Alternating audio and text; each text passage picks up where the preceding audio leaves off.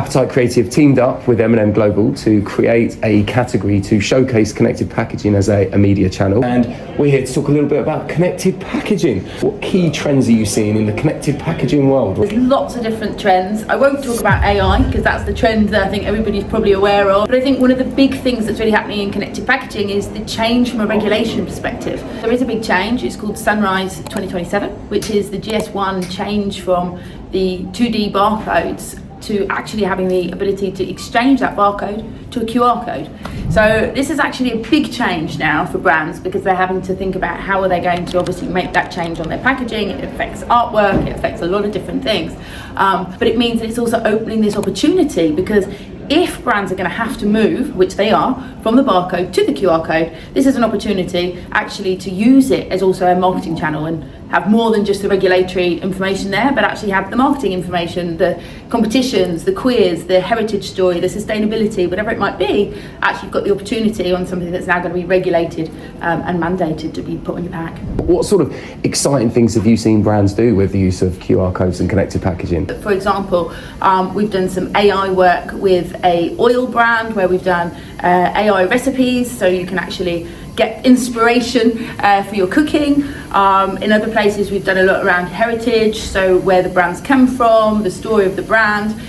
In other places we've done, so with Danone Outpro for example, we've got a kids game which is teaching them a little about education, but it's also a fun video game that people can play and be on a leaderboard and win some prizes. It's really exciting because we've seen actually the entries grow year on year. And I think what we're looking for, obviously, is measurement. So the ability to be able to see that people have been able to interact. So what's the scan rate? What's the experience? Is that experience matching with the target audience? How long do they spend? What's the duration in there? And if we can find increase in sales, and that's harder because of course you need to get a lot of different pieces together to be able to track that. But we've seen 20-30% increase in sales. So we're looking for some metrics to match some of those work. I think we've revamped the category for this year, and we're also going to do a content session around connected packaging at the M&M. What exciting things are you seeing this year, and what brands do you think are really smashing it?